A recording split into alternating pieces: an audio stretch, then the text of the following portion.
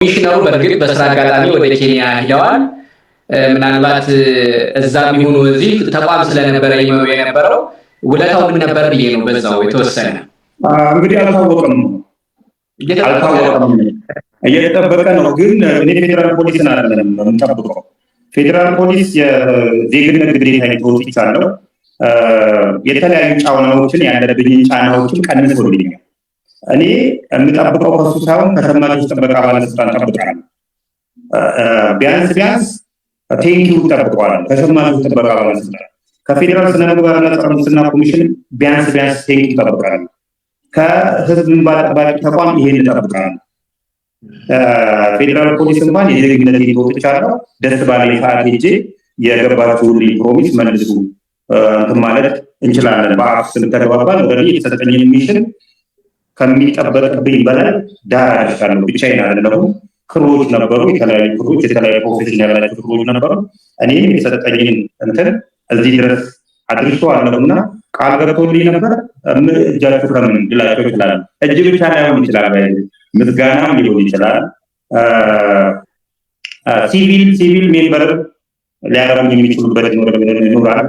እምረዳቸው ከሆነ ደግሞ ፋይናንስ ነክ ነገሮችን ኢንቨስቲጌት ላደርግላቸው የአስራ ምናምን ዓመት ኤክስፒሪየንስ ያለኝ ሰው ስለሆነ በዚህ በኩል ላግዛቸው እችላለሁ። አልሄድኩም። ሲሄድ እንግዲህ እንደዛ አንድ ጊዜ መንሱር ጠይቅ ሄጃለሁ። በዚህ አጋጣሚ ሄጃለሁ ሳይሆን በስልክ አናግሬዋለሁ። ሰምተሃል? መንሱር ጀማልን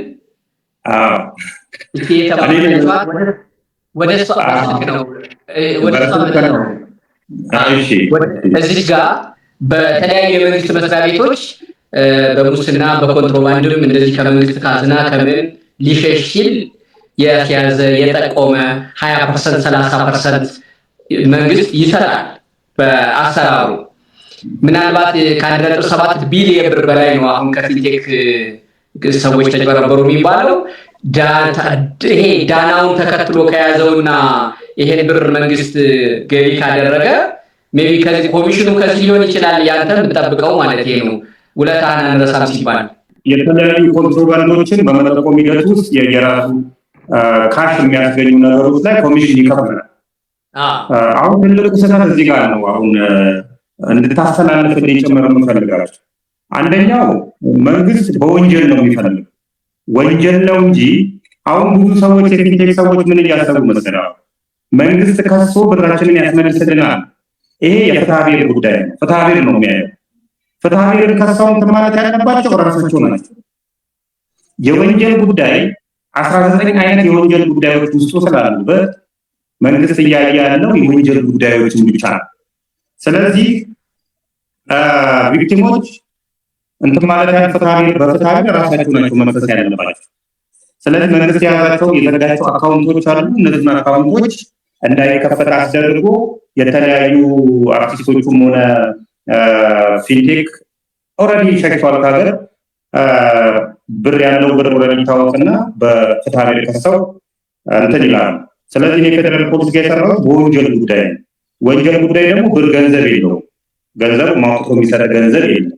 ስለዚህ በገንዘብ ጉዳይ አትጠብቀው። ሜቢ ከራሱ በጀት ላይ ቴክኒክ ላይ ከቻለ እንጂ በዚህ በገንዘብ ጉዳይ ላይ አይጠበቅም። ራሱ የሚሰጠው ፌዴራል ፖሊስ የሚሰጠው ዲግኒቲ ያንን ዲግኒቲ ፈልገዋል፣ በጣም ፈልገዋል። ምክንያቱም እንደዚህ እንዳይጨማለቁብኝ ምክንያት ሊሆን ስለሚችል ከገንዘቡ በላይ እሱም ፈልገዋል። የበለጠ ስራ እንድሰራ ስለሚያበረታታኝ ማለት ነው። ቅድም ስታነሳልኝ የፊንቴክ የመኪና ማስመጣትም አክሎክም በምንድን ነው ሄሎ ታክሲም አክሎክ እነሱ የማን ናቸው ታዲያ? ሄሎ ታክሲ ከፊት ለፊት ሆኖ ነበረ ሲሸልም ሲሰጥ የነበረው። አሁንም ቢሆን ፊንቴክ ነው ኃላፊነቱን ወስዶ እንደው መጣላለሁ። በዋናነት እኔ በተለየ ማህበራዊ ጉዳይ በደንብ ትኩረትን አድርጎ እንደሚሰራ ሚዲያ በተለይ ታዋቂ ሰዎች የአርቲስቶች እነዚህ አንጋፋ ሀገር የሆነ ነገር እንኳን ቢሆን ላንተም ተው የሚላኩ የህዝብ ፐብሊክ ፊገር የተባሉ ሰዎች ወደዚህ ጉዳይ ገቡ ተብሎ ሲጠየቅ አንዱ የነሱም መልስ የነበረው ንግድ ፍቃድ አይተን ተፈራርመን ባለስልጣናት በቦታው ተገኝተው የሚል ነው። ታዲያ ምንድነው የሆነው? ያኛውም የማን ነው? ፊንቴክስ የማን ነው? አሁን ወደ ሀሳባችን ተጠቅልለን እንምጣ። ሄሎ ታክሲ እንዴት ተመሰረተ? ፊንቴክ እንዴት ተመሰረተ? ከፊንቴክ ቀጥሎ ያሉ ፕሮግራሞች ምን ነበሩ የሚለው ሰፋ አድርገን እናያቸው።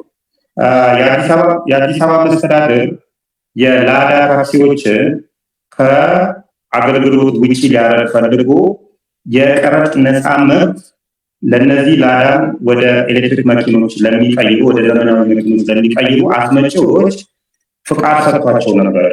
እሱም ኤላ አውቶ ይባላል። ኤላ አውቶ ማለት ታክሲዬ የሚባል ታክሲዬ የሚል አዲስ አበባ ላይ አንዳንድ መኪኖች ላይ አይተገኙ ይችላል።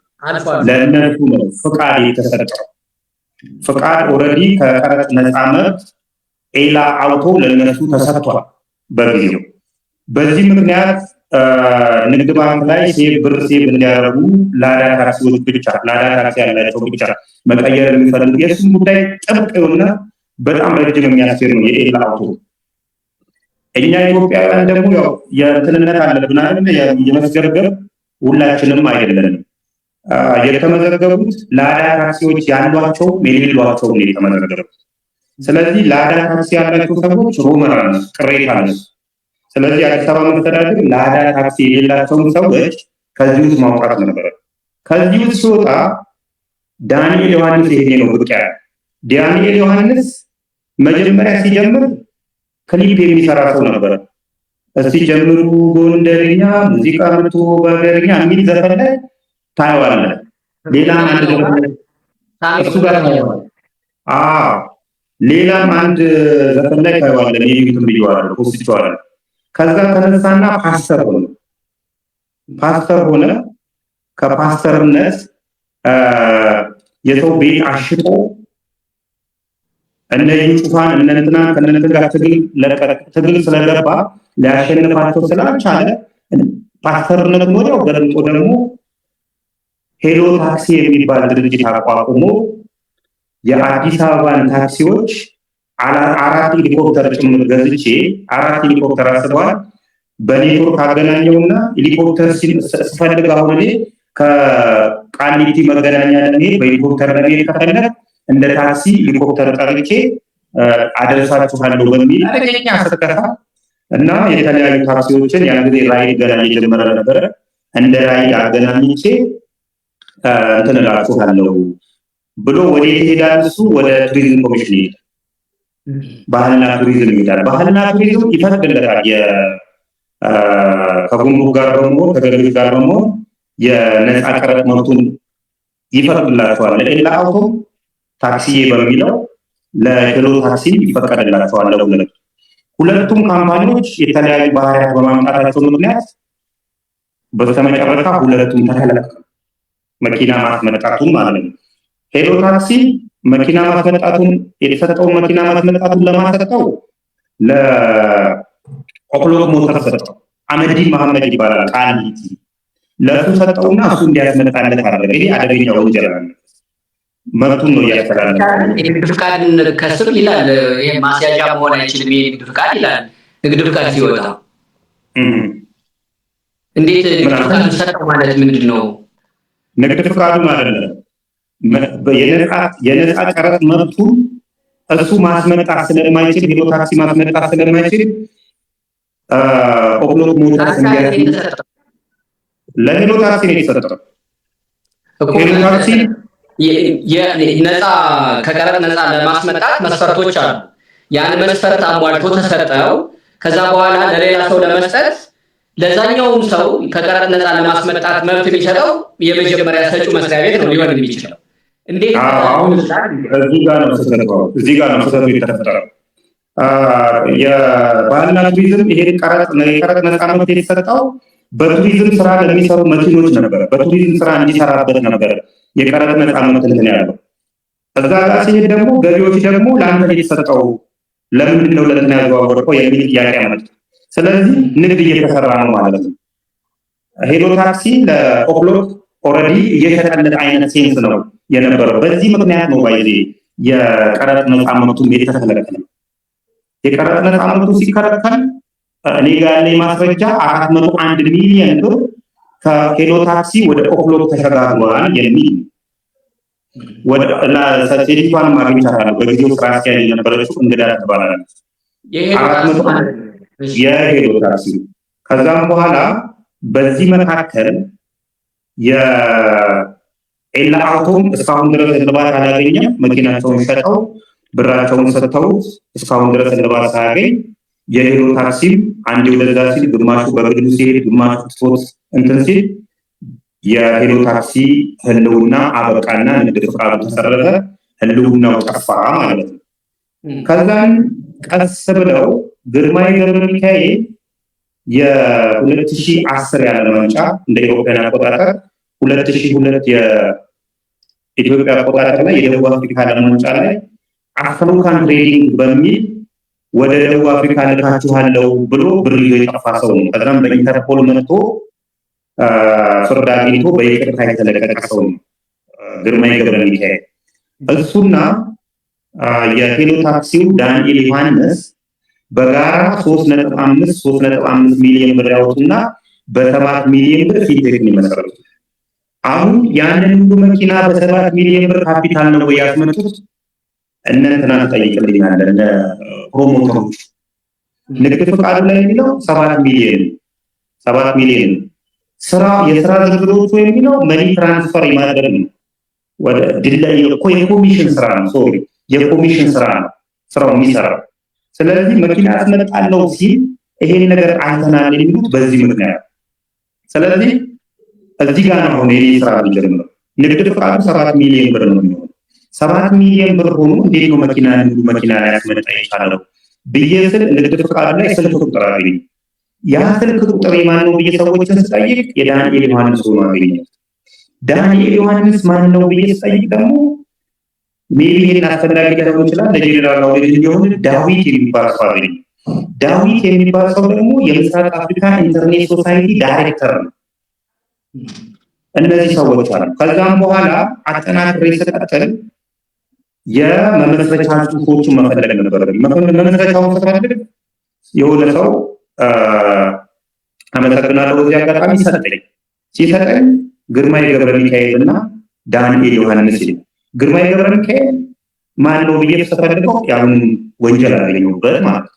ስለዚህ ነገሮች ላይ ስራ አስኪያጅ ማን ነው? ስራ አስኪያጁ እንትና ነው ሉል ሰገድ ነው ማለት የተያዘው ማለት እንትና ሉል ሰገድ ተይዟል። መጀመሪያ የተያዘው ቀርታለ ሉል ሰገድ ምናምን እሱ ነው ስራ አስኪያጅ። እነሱ ከጀርባ ናቸው። ምንም እንትናም ሄሎታ እንትናም ዳንኤል ዮሐንስ የማይታወቅም ግርማይ ገብረ ሚካኤል የማይታወቅ። ስለዚህ ከጀርባ ሆኖ ነበር ስራ የሚሰሩት። ስለዚህ ይሄን ነገር ወደ ውጭ መውጣት አለብኝ ብዬ ወደ ውጭ አወጣሁ ማለት ነው። እያወጣሁ ሲሄድ ማንን አገኛለሁ? ቀጥሎ ዳሶማ ትሬዲንግ የሚባል አገኛለሁ። ዳሶማ ትሬዲንግ ማለት ነው እስጢፋኖስ ዮሐንስና ዳንኤል ዮሐንስ በጋራ የመሰረቱት አጆሌት እየሄደ እንደሆነ። ከዛም በኋላ ላይን ኢንቨስትመንት የሚባል ደግሞ አንድ ቀጥሎ ላይን የመጨረሻ ይመስለኛል ከስሙ እንደምንረዳው የህብረተሰብ በዚህ ደረጃ እንትን አድርጎ የራሱን ላይን አስይዞ የኛን ላይን አበላሽቶ የመጨረሻው ላይ ያደርስ ነው። በመሃል እዚህ ደረጃ የደረሰው አመጣጡ ይሄ ነው መስመሩ። በሁለቱ መካከል መቼም አቶ ግርማይ ገብረ ሚካኤልንና ዳንኤል ዮሐንስ እርስ በርስ የሚተዋወቁ ይመስለኛል። ልክ እንደ ገዢዎቹ ዝም ብለው ጥቅም ያገናኛቸው አይመስልም። መሀል ላይ በሁለቱ መካከል ያለው የፊንቴክ ክፍፍል፣ የሁለቱ ሂደት፣ የሁለቱ ቁርኝት፣ የሁለቱ ደግሞ የጥቅም ተጋሪነት በምን ደረጃ መመስረቻ ጽሁፉ ላይ ራሱ የድርሻ ይኖራል አይደለ? የአክሲዮን የሼር የምን አለ እሱን እንድታብራራልኝ ብዬ ነው። 50-50 ነው 50-50 ነው እንትና 3.5 ሚሊዮን ብር ነው። አሁን እንደው ጤነኛ አይኖር ላለው ሰው በጊዜ 2.8 ሚሊዮን ብር አካባቢ የሚገዛ ቢዋይዲ ያለ ኢንተረስት 950 ሺህ ብር ከፍላለሁ ያለ ኢንተረስት በ5 ዓመት ከፍላለሁ ሲባል ጤነኛ አይኖር ላለው ሰው ይሄ ንግድ ነው ወይ? ንግድ ከሆነ ትርፍ ለማግኘት አይደለም የተነመነው እና በኪሳራ የሚሸጥልኝ ምን ስለሆነ ነው ብሎ ማሰብ። ይሄን ስታስበው ወይም በሌላው እንደር ያለ የተከማቸ ኢትዮጵያ ብር አለ እሱን ለማቅረብ ያስችላል፣ ወይም ደግሞ እንደለመዱት ይዞ ሊጠፉ ሊሆን ይችላል ብሎ መጠርጠር ያስፈልጋል። ስለዚህ እነዚህ ስካመሮች ሃይ ፕሮሞሽን ባህሪያቸው ሄሎ ታክሲ ላይ ሃይ ፕሮሞሽን ነበረ፣ የማይታመኑ ፕሮሞሽኖች ነበሩ። ሄሎ ታክሲ ላይ ዘሴም ናቸው። ይሄ ደግሞ የስካመሮች አንደኛው ባህሪ። ይሄ ምንድነው የሚሆነው? የትሪ የግንድ ዛፍ አይነት እንትን ይመጣል። ያ ተበዮች ሊሚትድ ናቸው። አሁን ለምሳሌ የኢትዮጵያ ህዝብ 120 ሚሊዮን ህዝብ ቢሆን ከ120 ሚሊዮን ሊሚትድ ነው። ሊያጭበረብሩ የሚችሉት 120 ሚሊዮን። ስለዚህ ያልቃል ማለት ነው። ፊንቴክም ሊሚትድ የሆነ የተበዮች ያሉ። ስለዚህ መጀመሪያ አካባቢ ሃይ ፕሮሞሽን ይሰራና እውነተኛ ፊገር ይሰጠዋል። መጀመሪያ አካባቢ እኮ ተሰጥቷቸዋል መጀመሪያ ያሉ። ይሄ ግን ያንን ትሪ ለማምጣት ያንን ዛፍ ቅርጽ ለማምጣት ነው የተደረገ እንትን። ሰዎቹ እየገቡ ሲሄዱ የድርጅቱ እንትን እየሟሸተ ይመጣል። በዚህ ነው ልናቀው እንትን የሚለው። ስለዚህ አንድ የቢዝነስ ፍልስፍና የለው። ኦልሬዲ ቢዝነስ ለፕሮፊት ነው። ሁለተኛው ደግሞ እስካም መሆኑን ያስታውቃል። ፕሮሞሽን የተጠቀሙበት ፕሮሞሽን ማለት ነው። በዚህ ምክንያት ነው ኦልሬዲ የሚያስታውቃል። ወደ ቅድሙ ወደ ይሄን ጉዳይ ይዘው ስትመጣ ወደ ሚዲያ አስታውሳለሁ እኔ ራሴ የታደረጋችሁት ማስታወቂያ እንደዚህ የምትሰሩት ንግድ ፈቃዱ ይሄ አይደለም እንዴ ስትል ነበረ። ወደ አርቲስቶቹ ጉዳይና ወደ ታዋቂ ሰዎቹ ጉዳይ ልመጣ ነው። አንዱም በአርቲስቶች ቤተሰብ በነዛም አካባቢ የምሰማው ለእስራቸው ምክንያት አንተን አድርገው ነው የሚጠቅሱት። የማህበራዊ ሚዲያውን እኛ እንዳጭበረበርን አድርጎ ሳለው ገንዘብ የከፈለ ሰው ደግሞ በባህሪው ድንጉጥ ነው። ስለዚህ እኛ እንድንታሰር ምክንያት ሆነ እንጂማ እኛ እንትን ዶክመንት አይተን ማስረጃ አይተን እንደገና ደግሞ ሲያስረክቡ አይተን አብዛኞቹ ከሁለተኛ ከሶስተኛ ዙር ማስረከብ በኋላ የገቡ ናቸው። ስለዚህ ይሄን አይቶ አለማመን የመንግስት ባለስልጣናት በቦታው ሲገኙ ሲያስረክቡ አንድ የመንግስት ባለስልጣን ተገኝቶ ቁልፍ ከሻጭ ወደ ገዢ ሲያስረክብ እንደማየት የበለጠ በቴሌቪዥኖች በሌሎች ጣቢያ እንደማየት የበለጠ ከማየት የበለጠ ማስረጃ ምን ሆኖ ነው? እኛም ራሱ እኮ ቪክቲም ነን ከሆነም ራሱ ነው የእነሱ መከራከሪያ። እነሱ በአንተ ይሄን ጉዳይ ይዘህ በመምጣትህና የህዝቡን የሞብ በቃ ይታሰሩ የሚለውን ነገር ፈጠረብን፣ እነሱ ታሰር የሚል ሀዘን አለባቸው በአንተ መልስህ ነው። በማዘናቸው ደስታዬ በጣም ወደር የለውም። በዚህ በመታሰራቸው አዝናል። ግን እንኳን መታሰራቸው ያላዝንም። እኔ እኮ ከዚህ በፊት እንደማስረዳ ኢትዮጵያ ውስጥ ሌብነት በህግ አግባብ የግድያ ፍርድ ሊሰጠው ይገባል ብዬ ነው የምከራከረው። ኢትዮጵያ ከዚህ ከሌብነት ስቅላት የምትወጣው ሌብነት የተባለው በሽታ በአደባባይ የስቅላት ወንጀል ሆኖ ሲበየን ብቻ ነው ብዬ ነው የማስበው። ይሄን የማስብ ሰው ሰንበዲ እስር ቤት ገባና አይሟሟም እኮ ከዚህ ገብተን እናውቃለን እኮ አይሟሟም። ግን ህጉን ያወጣሁት እኔ አይደለም። ህጉን ያወጣሁት መንግስት ነው ያወጣው፣ ፓርላማ ነው ያጸደቀው። የ150 ሚሊዮን ህዝቦች ተወካዮች ናቸው ይሄን ህግ ያጸደቁት። ስለዚህ በአሳሳች ማስታወቂያ ምክንያት ህብረተሰብን አሳስተሃል ብሎ መንግስት ከያዛቸው እኔ ልሆን አልችልም። እኔ ፓወሩም የለኝም ሲጀምር። ሁለተኛው አይተናል የሚሉት ነው። እንዳላዩ ማረጋገጫ እንዲሆነኝ ሁለት ምሳሌዎች ልንገር። 7 ሚሊዮን ብር ካፒታል የተቋቋመ ሁለት ሰዎች ለዛው በሌብነት ላይ የተመሰረቱ ሁለት ሰዎች ግርማ ገብረ ሚካኤል እና ዳንኤል ዮሐንስ የተባሉ ስሩ መሰረታቸው ሌብነት የሆነ ስራቸው በቤተሰብ ሌብነት ውስጥ ያሉ ሰዎችን አይቻለው ማለት የ7 ሚሊዮን ብር ካፒታል ያለው ካምፓኒ ያንን መኪና ያስመጣል ወይ ብለህ ስትጠይቅ አያስመጣም። ስለዚህ አላዩትም ማለት ነው፣ ወይ አይተው ችላ ብለው አልፈውታል ማለት ነው። የማስታወቂያ አሰራር ህግጋት ድርጅቱ ህጋዊ መሆኑን እንጂ መነሻ ካፒታሉን የማጣራት የሱ የሌሎች የመንግስት አካላት ሊሆን ይችላል። እነሱ ማስታወቂያ ነው የሚሰሩት። ህጋዊ ነው ወይ አይደለም ነው ስራው።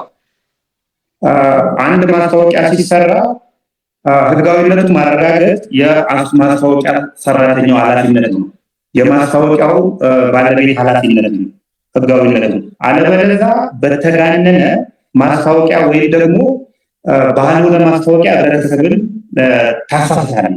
ይሄ በህግ ደረጃ የተቀመጠ ነው። የህግ ባለሙያዎች ማናገር ትችላል። በፍትሐ ብሔር የሚያስቀጣል፣ በድጋሚ ወንጀልን ማለት በውስጡ ወንጀልን ማለት አንድ ታዋቂ ሰው ለፐብሊክ ፊገር የሆነ ሰው ይሄ መርዝ አይደለም ወተት ነው ጠጡ ካለ እሱን አይተን የምንጠጣ ከሆነ እኛ እየተጎዳን ማለት ነው። ፕሮሞሽን ማለት አንድ ባህል ይሄ። ስለዚህ የማጣራት ግዴታ ይጥልበታል ፕሮሞተር ብለ ቢኮዝ ሰዎች ላይ ተጽዕኖ ታሳድራለህ ያለን እውቅና ተጠቅመህ ማለት ነው። አጣርተዋል እኮ ሲሰጥ ሁሉ እኮ አይተዋል መንግስት ባለስልጣን። ቀድሞ ነገር እኮ አንተም አርቲስቶች ላይ ነው እንጂ የበረታኸው ብዙ የመንግስት ባለስልጣናት እኮ አርቲስቶች ራሱ እንዲያምኑ ያደረጋቸው የመንግስት ባለስልጣናት በቦታው መገኘታቸው ነው። አንድ ጥቀስ እንግዲህ መንግስት ባለስልጣን አንድ ጥቀስ እንዴ የአቶ ዲና ሙፍቲ ያለመከሰስ ዲና ሙፍቲ ያለመከሰስ መብት አላቸው። ፓርላማ አባል ናቸው። ስለዚህ ከፓርላማ አባል ያለመከሰስ መብታቸውን አስነስቶ ወደ ፍርድ ቤት ማቅረብ የፖሊስና የፍትህ ሚኒስቴር እንትን ነው። ፓርላማውን በዚህ መሀል ኃላፊነት አለበት። ስለዚህ የኔ ስራ አይደለም እሱ። ኦልሬዲ ዲና ሙፍቲንም ሆነ ማንኛቸውም አካል ፈርቼ ማለት ሚኒስተር ዴታ የትራንስፖርት ሚኒስተር ዴታ የትራንስፖርት እነሱ ብቻ አይደሉም እኮ ያሉት ልንገርህ።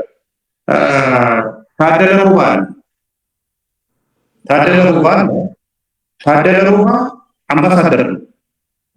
ፓርቲሲፔሽኑ የዛ ውስጥ ያለው ፓርቲሲፔሽን ደካማ ነው። ሁለተኛ ሌላ ሁለት ቲክቶከሮች አሉ። ሚኪ የሚባለው ቅድም የዘፈንኩልህ ዘፈን እሱ ላይ የዘፈን እነሱ ሁለት ልጆች አንድ ጊዜ ያስተዋውቋል። እንግዲህ ዳንኤል ዮሐንስ እዛ ክሊፕ ሰርቶላቸዋል። ለእሱ ማካካሻ ይመስለኛል መጥቶ እዚህ አንድ ፕሮሞሽን ሰርተዋል። ትዕግስት አለች። ትዕግስት ጋዜጠኛ ትዕግስት ፓርቲሲፔሽናቸው ነው። ዋቴቨር ምንም ሆነ ምንም የመያዝ የመለቀቅ የኔ ፋንታ አይደለም፣ የፖሊስ ፋንታ ነው። ፓርቲሲፔሽናቸው አስማች ሰዎች ላይ ተጽዕኖ አላያሳድርም ወይም ደግሞ ሪዛልት አላከስቼ ላሳስራቸው አንችልም ካለ ተዋቸው ይችላል፣ ወይም ደግሞ ሰሞኑን ሊለቀሙ ይችላል ባላጭ። ስለዚህ እነዚህ ሰዎች ያሉበት እንደየ ተጽዕኖአቸው ደረጃ ተይዘዋል። እዚህ ጋር ትልቁ ወንጀል ልንገር፣ በተለይ አብርሃም ግዛው አንድ ቦታ ነበር ነው ሄሎ ታክሲ ላይ በፊት ለፊት ታየዋል። ሄሎ ታክሲ ላይ ነበር። ፊንቴክ ኢንቨስትመንት ላይ በየቦታው ታየዋል። ሁለት በለል ዳሶማ ትሬዲንግ ላይ እንደገና ታየዋል። ሶስት በለል ሳያውቁ ነው ልትለኝ አልችልም። ዳሶማ ትሬዲንግ በቅርብ ገና ዋዜማ ላይ ያዘጋጀው ዳሶማ ትሬዲንግ እሱ ላይ ሌላ ማቀረብ ተከስቷል። እዛ ላይ ሁላ ሰው ይያል። ስለዚህ አያውቁም ነበር የሚለው እንዲሁ ከህግ ለማምለጥ ካልሆነ የሚሆን ነገር አይደለም። ኦልሬዲ የነበሩና የሚያውቁና በጓደኝነት ደረጃ የሚተዋወቁ ናቸው። እነዚህ ሰዎች እንደየደረጃቸው ማለት ነው የሚተዋወቁ ናቸው፣ ያውቃሉ፣ ወይም ደግሞ ሆን ብለው ገንዘባቸውን በማስቀደም የሰሩ ፕሮሞሽን የሰሩ ናቸው። ይሄ በዚሁ አጋጣሚ ገንዘብ ስትል እኔ ራሱ ፈቃዱ እስካልሆነ ድረስ እዚሁ መጥቶ ወይኔ በሌላ መድረክም ካልገለጸው በስተቀር ማስታወቂያውን ከሰሩት መካከል አንዱ እንዲያውም እሱ ራሱ ከውሉ ውስጥ መኪና ነው፣ ግን መኪና እንዳልተሰጠው አውቃለሁ እኔ ራሴ በግሌ ፈቃዱ ስላልሆነ ነው ማጠቅሰው ስላልማቅ። በማስታወቂያ ያገኙት ጥቅም ምንድን ነው? የፖሊስ ሪፖርት እንደሚያመለክተው እያንዳንዳቸው የ8 ሚሊዮን ብር የሚያወጣ መኪና ተቀብለዋል። ፖሊስ ነው ያወጣው። ይሄንን ያደረገው 8 ሚሊዮን ብር ከገንዘብ ውጪ 8 ሚሊዮን ብር የሚያወጣ ነገር ተቀብለዋል። ከገንዘብ ውጪ ሰራዊት ፍቅሬ ይሄንን በስጦታ መልክ ነው የተቀበለው። አሁን በስጦታ መልክ ስትል ስጦታ በራሱ የራሱ የታክስ ፕሮብሌም አለ። 30% የታክስ መክፈል አለበት። ለምን ስጦታ ተደረገ? ያው ከታክስ ለመሸሽ ሊሆን ይችላል አላውቅም። ግን ፖሊስ ሁሉም እንትኖች ተቀብለዋል። 8 ሚሊዮን ብር የሚያወጡ መኪኖችን ተቀብለዋል ብሏል ሪፖርቱ። ወደ መንሱርን አግኝቸው ነበር ወዳልከኝና ሰሞኑን ወደ ሰማዋት አንድ ድምጽ ማለችና እሷንም እንድታብራራልኝ እፈልጋለሁ። በተለይም ደግሞ ካንተ ጋር ለምንድን ነው እኔ እናንተ የሚል ንግግር መንሱር በዚህ የሰንዙ ህግ አለች። የሰንዙ ህግ ምቹ የሚሆነው ሌላ ጊዜ ትምህርት ሊሆን ይችላል። የሰንዙ ህግ ምን ይላል? አፉ የተቀመጠ ጠላትህን ሄደህ ነካካው። ስትነካካው ይናደዳል። ሲናደድ ሚዛኑን ያጣል። ሚዛኑን ሲያጣ ማስተዋል ይሳነው። ማስተዋል ሲሳነው ሊወጋ ሲመጣ ያንተ ጥንካሬ ወደ ድክመትህ ወደ ጥንካሬ ይቀየርበታል። ይህንን ፕሪንሲፕል መንሱር ላይ በትክክል የሰራው ነካካው፣ ደጋግሜ ነካካው፣ ጅል ስለሆነ ማለት ነው። ደጋግሜ ስነካካው ተናደደ፣ ሚዛኑን አጣና ተሳደበና የኔን ድክመትና ጥንካሬ አላወቀው። ስለዚህ የኔ ድክመት መልኬ ሆኖታል። ተሳደበና 2.8 ሚሊዮን አካባቢ ይመስለኛል ያለው ፎርወርዱ ላይ ሲፖስት ሰዎች አዩትና አውታ በሲሳ ማን ነው ብለው 30,000 ነው በሳምንት ውስጥ ወደ እኔ መጡት ፎሎወሮች። ስለዚህ መንሱርን በዚህ ደረጃ ነው የምንተዋወቅ። ሲጀምር የሚናገረውን የማያውቅ ሚዲያ ምን ማለት ነው? ሚዲያ ዶክመንቴሽን ነው። ዛሬ ያወራናቸውን እኔ እናንተ የምናወራቸውን ነገሮች ነገ ማስረጃ ሆነው ይወጣሉ። ስለዚህ የምናናገራቸውን ነገሮች ጥንቃቄ ማድረግ አለብን።